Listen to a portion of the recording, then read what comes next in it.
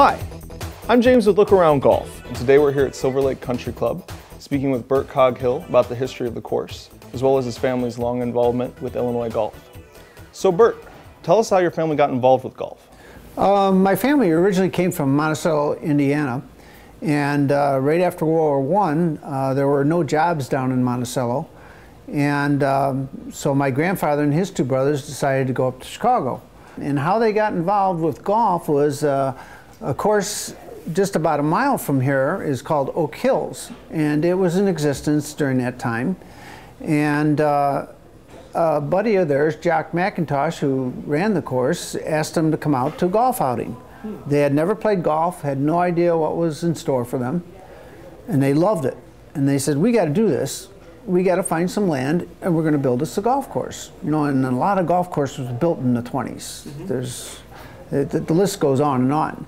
And so they decided that they found some farmland in Lamont, right off Archer Avenue, and they built currently, you know, the original 36 holes. And the one thing they could agree upon between the three brothers was a name. And they decided to call it Coghill because they couldn't agree on any other thing. And so they just hyphenated the name, and it seems to work. Well, how did your family go from owning and operating Coghill to being here at Silver Lake Country Club? Well, the deal was that whoever was the last man standing would basically get Coghill.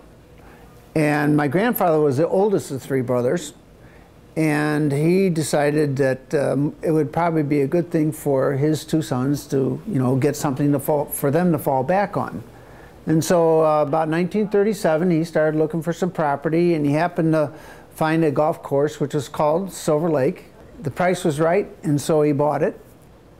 Operated for about a year as a single golf course. And then just to the north of that property was another golf course called Euclid Hills. About 1939, they purchased Euclid Hills also. And so the next year they consolidated in the current location which we're at right now. They rerouted some of the holes and made it work. So how has Silver Lake changed and expanded over the years, Bert? Well, when I was growing up, the road right out in front, which was 82nd Avenue, was still gravel.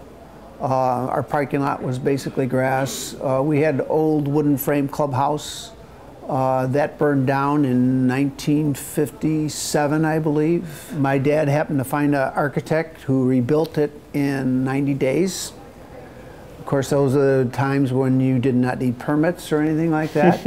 But we have quite a few expansions to our clubhouse throughout the years. We have extended our banquet rooms, expanded our locker rooms. We also have now racquetball here, exercise room. We have 8 courts of racquetball. Our pro shop is quite large now, and we do a lot of outings here. Well, Bert, obviously the main attraction here at Silver Lake is the great golf, but what other facilities do you have? We have 3 banquet rooms, and we can seat up to about 550 people at one time. We do a lot of weddings, anniversary parties, sports banquets. We have 2 wedding sites on the premises. We have one that's right by the lakeside, which we just built about 4 years ago, and we also have a waterfall garden which is outside our right outside our clubhouse. We built that about 10 years ago, and it's been very popular. You know, people can have their ceremony here, and we have the grounds that go along with it. We have gardens that are always have something in bloom, even in the wintertime. We always have something of interest. You come here at night, the place is basically looks sort of like the Land of Oz, you know, with all the different Italian lights and all the different things that we have, you know, for the people to view.